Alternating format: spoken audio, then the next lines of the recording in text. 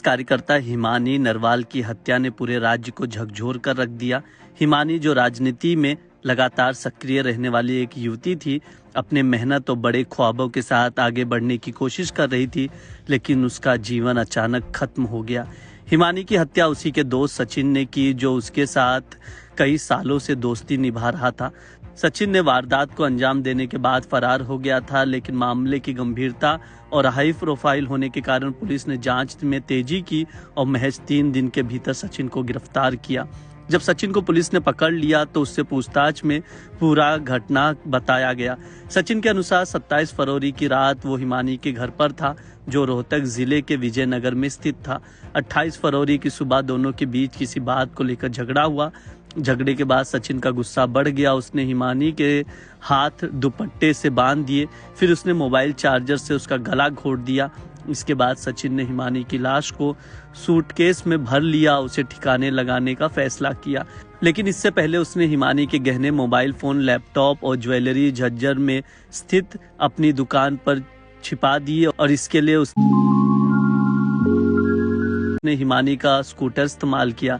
सचिन ने हत्या के बाद लाश को ठिकाने लगाने के लिए एक जटिल तरीका अपनाया। वो 28 फरवरी की रात को हिमानी के घर वापस लौटा, सूटकेस लेकर बाहर आया और पहले ऑटो लिया, फिर उसने रोहतक से दिल्ली जाने वाली बाईपास पर बस पकड़ी। बस से उतरने के बाद उसने शव को झाड़ियों में फेंक दिया। पुलिस की पूछताछ में सचिन ने यह भी आरोप लगाया कि हिमानी उसे ब्लैकमेल कर रही थी और पैसे की डिमांड कर रही थी, जिससे वो परेशान था। सचिन ने बताया कि वो पहले से शादीशुदा था, उसके 2 बच्चे थे। वो मोबाइल रिपेयरिंग का काम करता था, जबकि हिमानी लॉ की पढ़ाई कर रही थी और राजनीति में सक्रिय थी। वो कांग्रेस पार्टी के भारत जोड़ो यात्रा में भी हिस्सा ले चुकी थी। इस हत्याकांड ने न केवल राज्य बल्कि पूरे देश को चौंका दिया। जब ये सूचना मिली तो 8 टीमें बनाई, SIT वगैरह और दूसरी, ताकि इसका जल्द से जल्द ये पता लगाया जा सके कि ये एक महिला है कौन, क्योंकि एक ब्लाइंड मर्डर केस था तो सबसे पहले आइडेंटिफाई करना उसको बहुत जरूरी था।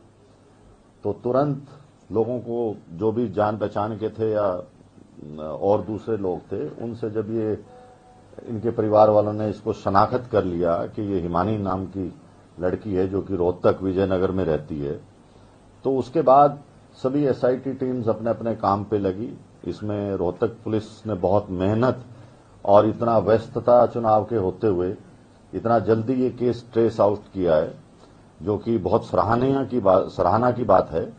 इसके अंदर जो एक्यूज्ड है वो गिरफ्तार कर लिया गया, जो कि 1.5 साल पहले से इंस्टाग्राम, सोशल मीडिया आना जाना उसका इनके घर पे था। लड़की अकेली विजयनगर में रहती थी और 27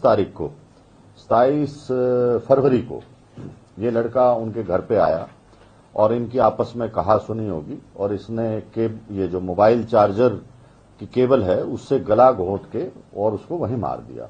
उसके बाद जो इसके जेवर थे, लैपटॉप था या जो दूसरा सामान कीमती था, उसको ले जाके अपना जो उसकी शॉप थी, दुकान या अपना झज्जर के अंदर, वहां छुपाया और इसी की स्कूटी लेके वो वहां गया और वापस आया और रात को फिर उसने इसको, लड़की को काले बैग में पैक करके, और क्योंकि रजाई वगैरह पे भी खून के धब्बे वगैरह पड़ गए थे, तो उन सब को साथ पैक करके और ये रात को 3 व्हीलर लेके बस में सांपला बस स्टैंड के पास गया, ये दिखाने के लिए कि मुझे कहीं जाना है। तो फिर वहां जब 3 व्हीलर चला गया तो इसने वो बैग वहां पर फेंक दिया ताकि आइडेंटिटी